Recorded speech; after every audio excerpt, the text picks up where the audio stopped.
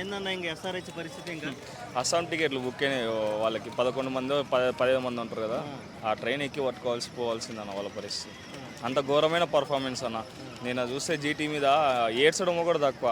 అరే do or day match గెలవాల్సిన మ్యాచ్లో నువ్వు అన్ని క్యాచ్ డ్రాపులు చేయడము, అన్ని మిస్ఫీల్డ్లు చేయడము, ప్యాట్ కమిన్స్ కెప్టెనే జాస్ బట్లర్ 23 మీద ఉన్నప్పుడు క్యాచ్ డ్రాప్ చేయడం అనేది అసలు అది ఎక్స్పెక్ట్ చేయలేదన్న. మా బ్యాటింగ్ కూడా పూర్ పర్ఫార్మెన్స్. అసలు ట్రావిస్ హెడ్ చేతులు లేపేసింది కాబట్టి మ్యాచ్ కోలుకోకుండా ఓడిపోయింది. ఇంకా అయిపోయింది, ఇంకా ట్రైన్ ఎక్కి హైదరాబాద్కి రావాల్సిందే. ఏదో పెద్ద సాధించడానికి యుద్ధానికి పోతున్నట్టు వీళ్ళు మాల్దీవులు పోయి ఎంజాయ్ అదే కదా, స్ట్రెస్ తగ్గించుకొని ఇప్పుడు వచ్చి ఎరగదీస్తాం తొడగొడతాం అనే ఏంజ్లో ఎన్ని చూసినప్పుడు నీకు ఎలా అనిపించింది? ఇదే అన్న చెప్తున్నా కదా, ఏం లే నాకు ఎగిరెగిరి పడుతుంది అన్నట్టుగా ఇది కూడా అంతే.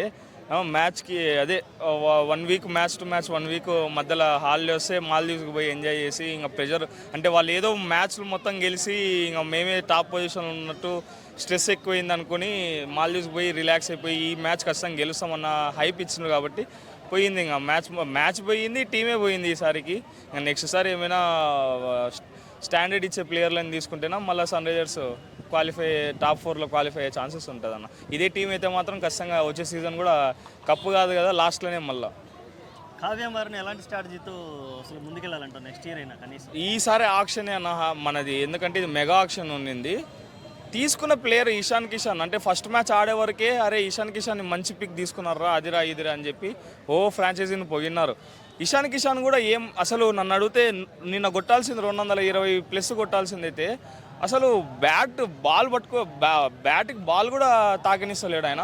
ఎందుకంటే ఇప్పుడు కావ్యమరన్ గారు మన ఆక్షన్లో కూడా ప్రతి ఒక్కరిని హిట్టర్నే లైక్ చేసింది, కొడితే 6 అంతే, ఇంకా లేకపోతే అసలు సింగిల్ తీసే వాళ్ళే వద్దన్నట్టుగా తీసుకున్నారు. నెక్స్ట్ సారి ఈ స్ట్రాటజీ మాత్రం పనికిరాదన్న.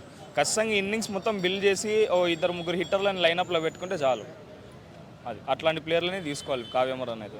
ఓకే, ఫైనల్గా ఎస్ఆర్హెచ్ ఫ్యాన్స్కి, తెలుగు ప్రేక్షకులకి ఏం చెప్పాలి?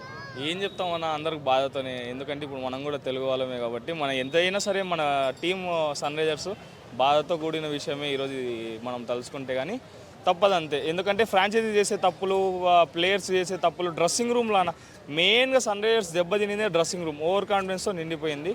అది వద్దు నెక్స్ట్ సీజన్ అని తెలుసుకుంటే బాగుంటుంది.